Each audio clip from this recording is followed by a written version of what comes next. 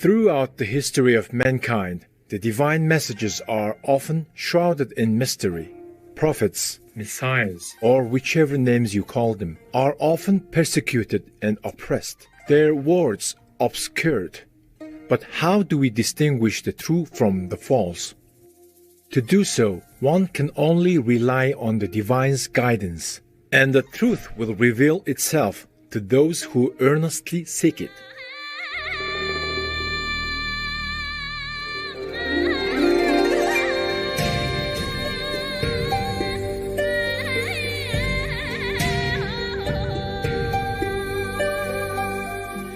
Previously in this series, we began exploring prophecies from Europe about the advent of an extraordinary peacemaking king in this lifetime who had also been great monarchs in past incarnations.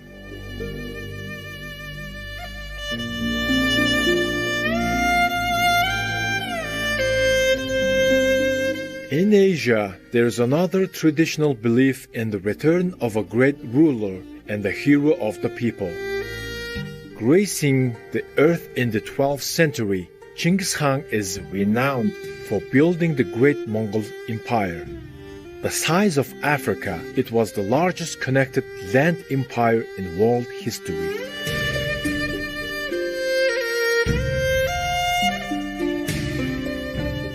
In recent years, historians have been revising their views after discovering more truths about the brilliance and benevolence of Genghis Khan.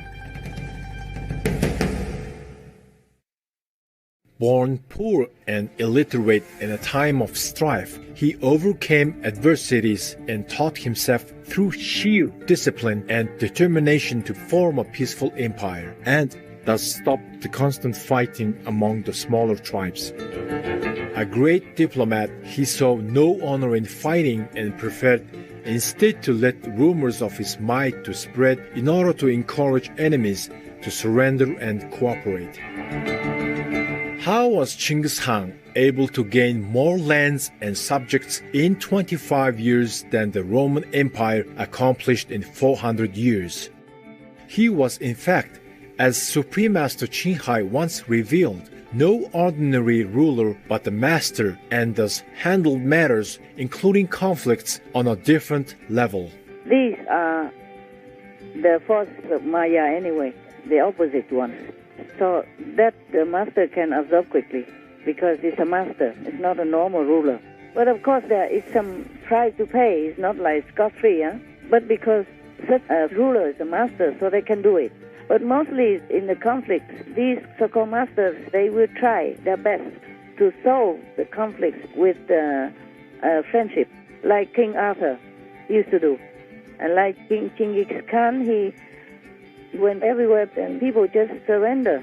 According to what I read, very rarely was there any resistance that resulted in bloodshed. That's why he went from one country to another so fast. First, he sent people to talk diplomatically, and then he's helping them instead of possessing their country. And then they let their own people govern themselves also. Not like go and invade the country and take the whole country and rule it yourself. Yeah, he just kind of formed an alliance. And the military action was only when it was really, truly unavoidable. There's very little bloodshed, according to what I read.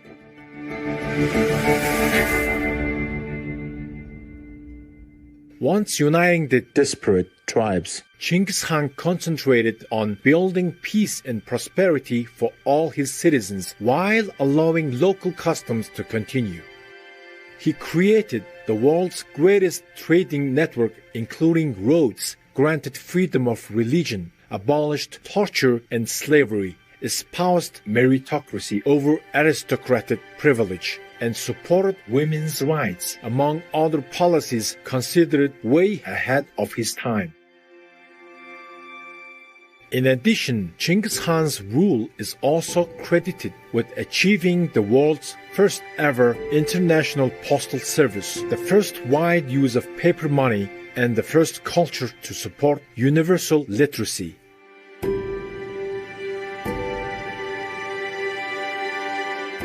Thus advancing civilization, He once said, "A leader can never be happy until his people are happy." In addition, Genghis Khan eventually practiced spiritually and was a vegetarian.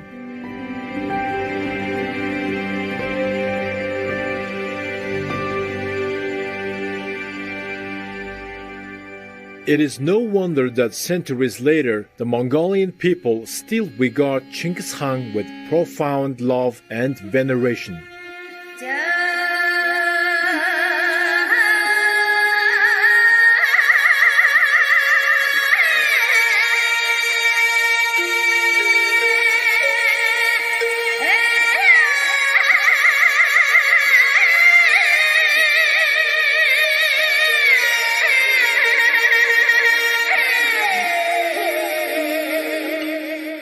Attesting to this love is a national Mongolian tradition known as the state worship of Borkhanghaldong mountain.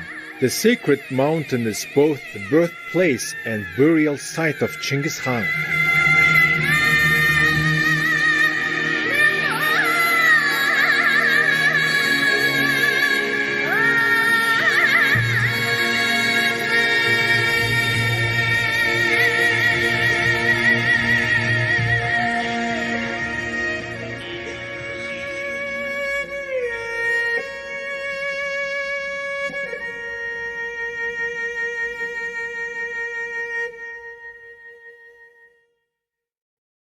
When he was alive, Genghis Khan himself once declared Borkhanghaldong mountain as sacred after it had shielded him from enemies.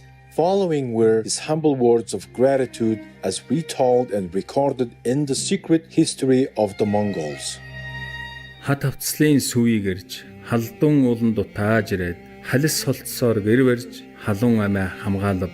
Өглөө ойт бурхан халдун уул, бөөсөн чиний амийг минь бөөцөлөн аварч, өшөөт дайснаас өршөөн аварч, өнчин бидний өмг болсон. Өндөр дээр бурхан халдан чамайг өглөө бүр мелааж бай, үрийн үр тахиж, үе тутамд үргэлж шүтээ гэж үсээ хүзүүнд эрх мэтөлгөж, малгай гаагаарт сэгэлдэргэлж, гараар өвчүүгээ дарж, наран өөд хандаж, бурхан халдонд 9-тэй сөгдөж, өчил өчөн сацал өргөв.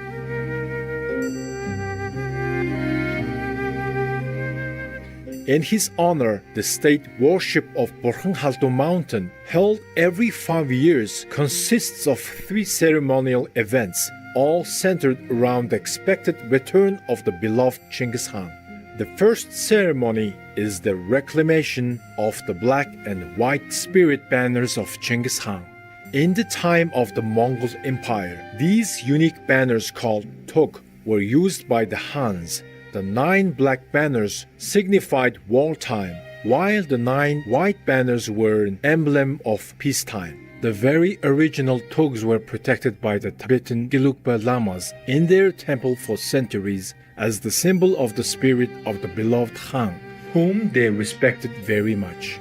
Today, the 9 white banners of peace are officially kept in the government palace at Ulaanbaatar. The second event of the ceremony is the sending of a white horse to the mountain. The Prime Minister or President of Mongolia places a mark on the white horse and symbolically sends him into the Borkhanghaldong mountain, so that when Genghis Khan returns, his horse would be ready for him. The local people then take care of the special horse, who must be treated with respect by all. Third, an arrow is launched into the sky in hopes that Genghis Khan's spirit in heaven will hear his people's call. Indeed, a glorious king has been missed very much by his descendants. Among them are our Mongolian Association members. Авшиг авахаас нэлээ хэдэн жилийн өмнө манай өрөөнд Чингис хааны зураг байдаг гэсэн. Тэгээ би тэр зургийг харах дуртай яагаад ч юм их татагддаг гэсэн. Тэг харах болгоно надад ямар нэг юм хэлэх гээд байгаа юм шиг тийм мэдрэмж төрдөг гэсэн. Тэр үедээ би нэг юм бодаагүй. Гэхдээ өрн Чингис хааны тухай ботхоор надад тийм нэг зөөлөн дулаахан тийм хайрын энерги мэдрэгддэг гэсэн. Тэг хэдэн жилийн дараа 2009 оны 7 сарын 22-нд би их агшаас авшиг авсан. Авшиг авсны дараа нэг өдөр ингээд бяцлагаас сууж исэн чинь миний ахуй ойлголтод их багш яг Чингис хааны дүрээр тийм гоо сүрлэг юм цагаан хувцастай ингээд орж ирсэн. Тэр үед их сүрдмээр байсан чи надад ерөөсөө тийм надад нэг тийм гоо дулаахан хайр энерги мэдрэгдэжсэн. Тэгээд дараах нь Францын олон улсын дайны үеэр багш нэг төрөлдөө их Монголын эзэн хаан Чингисийн дүрээр ирж энэ дэлхийд ажиллаж исэн гэдгийг сонсоод би миний тэр ахуй ойлголтод орж ирсэн. Их багш Чингис хаан хоёр нэг юм байна гэдэг би мэдэрсэн. Тэгээ би диваажинд үргэлж их багшийг минь хамгаалж, эрүүлэг байлгаж, аюулгүй байлгаж, их багшийг минь энэ дэлхийг аврах гэсэн ариун үйлхэрэг нь үргэлж хурдан биелээ олоосоо гэж залбирдаг.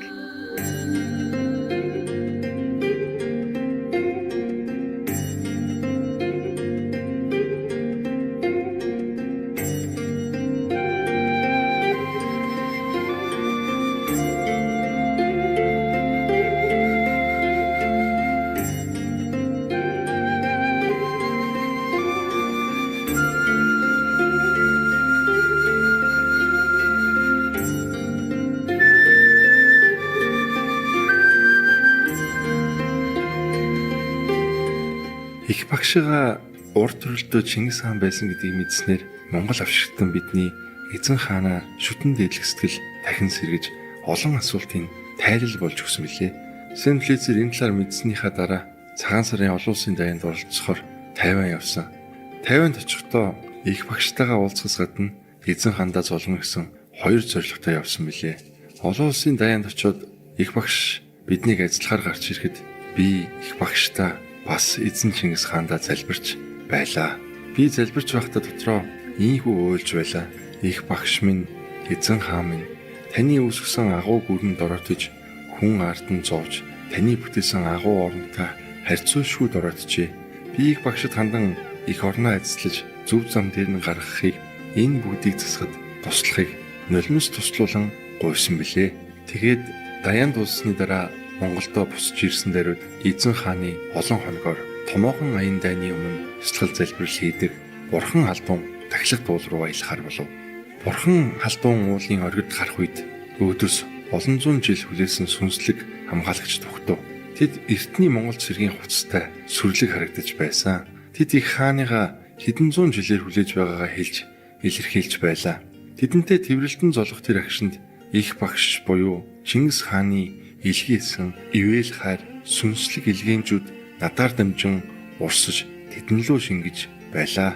Тэд их хааныгаа энэ олон жил хүлээж байсныг одоо их хаан их багшийн дүрээр игэн ирснийг тэд мэдсэн. Тэгээд дээд овоо буюу тахилгын хэсэгт очих үед урд төрөлтөө Чингис хаандаа зүтгэж бас онголж байсан санаж уйдгар тавтав. Үеийн үед багшийнхаа хаанл төрөл аван дагаж явдаг албатан байжээ гэдгээ мэдэж багштайгаа барилдалгаа ойлгосон юм. Авшиг авсан яагаад Монгол хүний төрлийг авсан бүх зүйлийн зангилаа тайлагдаж билээ. Тэгээд дээд овооны оройд гарч наран өөд харж Монгол түмнээ их багштаа Чингис хаандаа даатхан залбирлаа. Монголын асуудлыг яг л энэ цэгээс их багш эзэн хаанд айлдах ёстой учир их багш маань намайг энэ уул руу явуулжээ гэдгийг ойлгосон. Их багш бидний агуу их хаан Мандан Бадаргээ.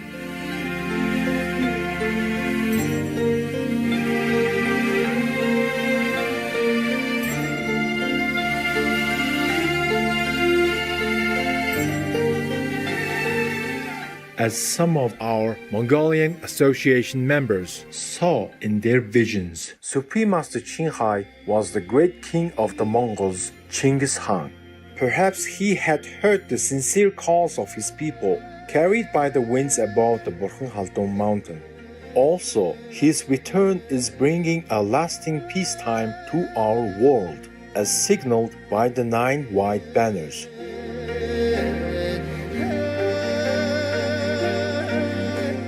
Every peaceful plan will be done. And what about his white horse? In 1999, during a moon festival celebration in the United States with our association members, Master made a delightful and meaningful appearance, sitting regally astride a beautiful white horse.